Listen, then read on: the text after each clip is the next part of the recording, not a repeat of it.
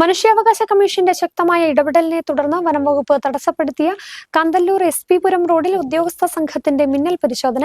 Devikulam sub collector VM ആര്യയുടെ നേതൃത്വത്തിലുള്ള ഉന്നതതല സബ് കമ്മിറ്റിയാണ് വനമേഖലയ്ക്കുള്ളിൽ നേരിട്ടെത്തി സ്ഥിതിഗതികൾ വിലയിരുത്തിയത്. പതിറ്റാണ്ടുകളായുള്ള ജനങ്ങളുടെ യാത്രാ ദുരിതത്തിന് ഇതോടെ പരിഹാരമാകുമെന്ന പ്രതീക്ഷയിലാണ് മലയോര മേഖല.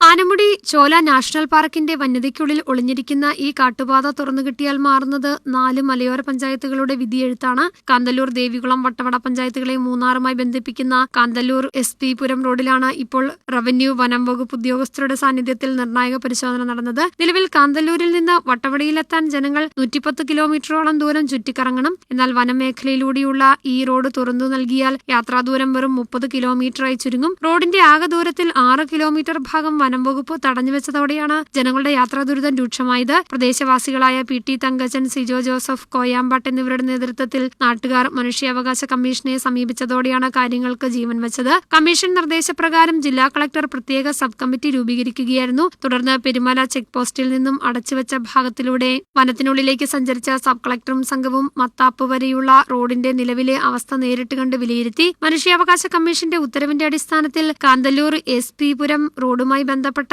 തർക്കമേഖലയിൽ റവന്യൂ, ഫോറസ്റ്റ്, PWD, പോലീസ് വകുപ്പുകളിലെ ഉദ്യോഗസ്ഥരടങ്ങുന്ന സബ് കമ്മിറ്റി നേരിട്ടെത്തി പരിശോധന നടത്തിയിട്ടുണ്ട്. നിലവിൽ 6 കിലോമീറ്ററോളം വരുന്ന വനമേഖലയിലൂടെയുള്ള യാത്രയും അതുമൂലം പ്രദേശവാസികൾ നേരിടുന്ന പ്രായോഗിക ബുദ്ധിമുട്ടുകളും നേരിട്ട് വിലയിരുത്തിയതായി Devikulam sub collector Arya VM പറഞ്ഞു.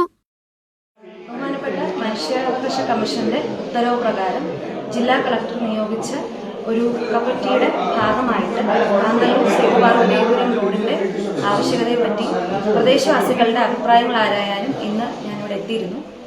പ്രദേശവാസികളോടും കമ്മിറ്റി മെമ്പേഴ്സിനോടും ഒപ്പം കാന്തല്ലൂർ മുതൽ സേതുപാർവതീപുരം റോഡ് വരെയുള്ള ഫോറസ്റ്റിന്റെ സ്ട്രെച്ച് സന്ദർശിക്കുകയും അതോടൊപ്പം തന്നെ ഇവിടുത്തെ പ്രദേശവാസികളുടെ അഭിപ്രായങ്ങൾ ആരായുകയും ചെയ്തു.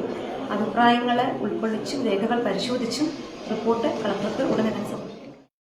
പരിശോധനയ്ക്ക് ശേഷം കാന്തല്ലൂർ പഞ്ചായത്ത് ഹാളിൽ ജനപ്രതിനിധികളെയും നാട്ടുകാരെയും ഉൾപ്പെടുത്തി വിപുലമായ യോഗം ചേർന്നു. LSTD joint director Shiny, tahsildar Santhosh, Munnar wildlife warden KV Harikrishnan എന്നിവരടങ്ങുന്ന വൻ സംഘം തന്നെ യോഗത്തിൽ പങ്കെടുത്തു. നിയമപരമായ വശങ്ങൾ കൂടി പരിശോധിച്ച് കളക്ടർക്ക് സമർപ്പിക്കുന്ന റിപ്പോർട്ട് അനുകൂലമാകുമെന്ന പ്രതീക്ഷയിലാണ് വട്ടവട, കാന്തല്ലൂർ, മറയൂർ നിവാസികൾ. റോഡ് തുറന്നുകിട്ടിയാൽ അത് മലയോര മേഖലയിലെ വിനോദസഞ്ചാര, കാർഷിക മേഖലകൾക്ക് വലിയൊരു കുതിച്ചുചാട്ടമാകും.